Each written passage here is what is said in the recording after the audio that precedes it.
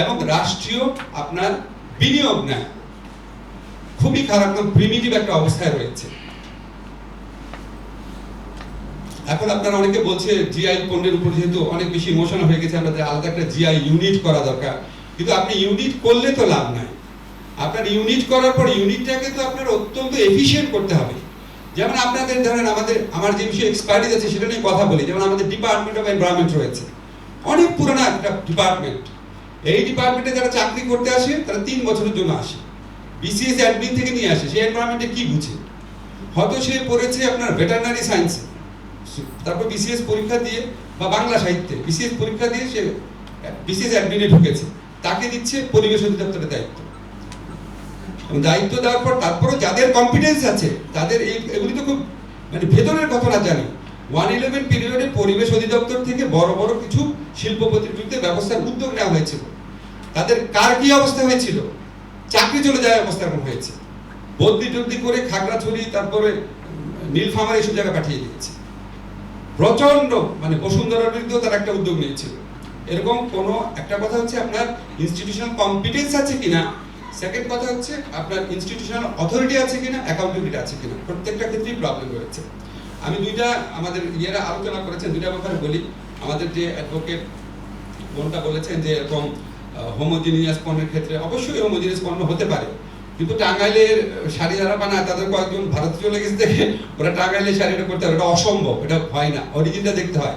এখন আপনার যে মুক্তাগাছার মন্ডাদের বানাচ্ছে, এদের 10-12 জন ধরে লন্ডনে চলে গেল, ওখানে তারা মন্ডা বানালো, এই জন্য লন্ডন কি মুক্তাগাছার মন্ডা করবে না? এটা একটা অ্যাবসার্ড ব্যাপার। টাঙ্গাইল শাড়ি কিভাবে করবে? সমনামীয় পণ্য বা হোমোজিনিয়াস পণ্যের ক্ষেত্রে দুইটা দেশ মিলে একসাথে করতে পারে, সেটা দ্বিপাক্ষিক চুক্তির ভিত্তিতে হতে পারে। এখানে একটা লিসবন এগ্রিমেন্ট নামে একটা এগ্রিমেন্ট আছে, বাংলাদেশ ইন্ডিয়া মিলে স্টেট পার্টি এটা করতে পারে। কিন্তু ভারত বাংলাদেশকে যেই চোখে দেখে, আপনাদের কি মনে হয় যে ঠিক আছে আমরা ইকুয়াল একটা স্ট্যাটাস এবং ইকুয়াল সুবিধা মিউচুয়াল বেনিফিট দেখে আমরা একসাথে এটা করবো?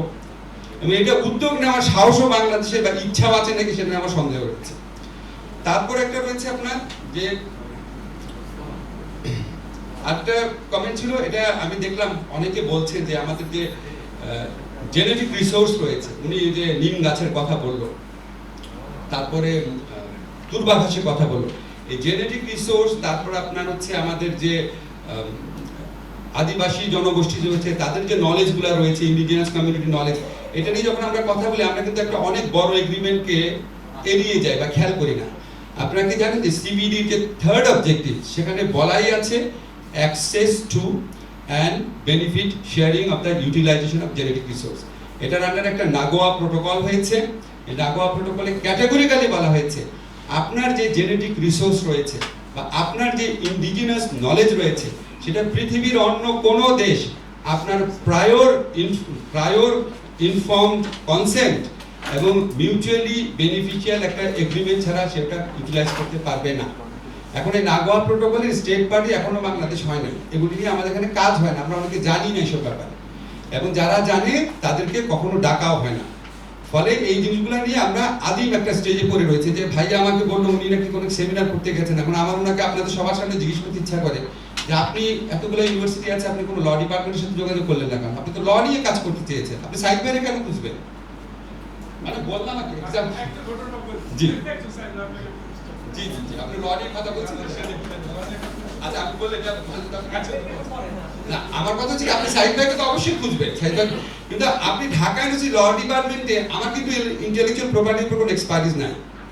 ইন্টেলেকচুয়াল প্রপার্টিজের উপর পিএইচডি করেছেন এবং ভালো এক্সপার্টিজ আছে, এবং 4 জন শিক্ষক রয়েছে। তৌহিদুল ইসলামের বিভিন্ন লেখা তো আপনারা পড়েছেন, রুমানাকে নিয়ে গেছে আপনার ওই যে সিকিউরিটি এক্সচেঞ্জ কমিশনে, আরো 2-3 জন রয়েছে, তারা ভালো ভালো জায়গা থেকে পিএইচডি করে এসেছে। আপনারা তাদেরকে ডাকেন।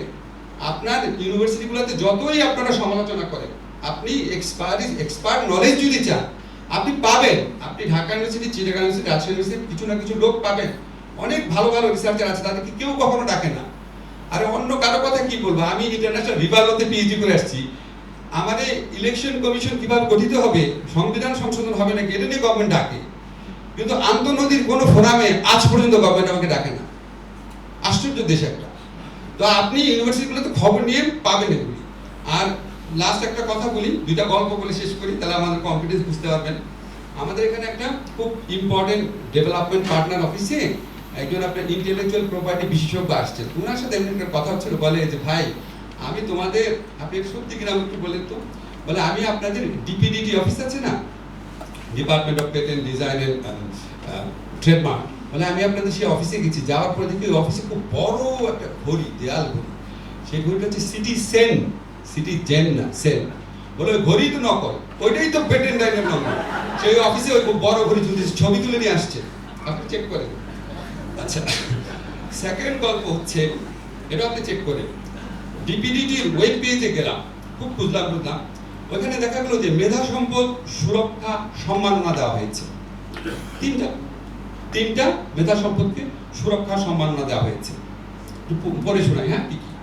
একটা হচ্ছে বঙ্গবন্ধুর সমাধিসৌধ নকশা অঙ্কন, একটা হচ্ছে বঙ্গবন্ধুর প্রতিচ্ছবির ডিজিটাল পেইন্টিং, একটা হচ্ছে শস্যচিত্রে বঙ্গবন্ধুর অবয়ব ফুটিয়ে তোলা। মেধা সম্পদ সম্পর্কে আমাদের ধারণা যদি এই জায়গা থাকে, তাহলে আমাদের সক্ষমতা কোন জায়গা থেকে বিবেচনা করে দেখেন। ধন্যবাদ।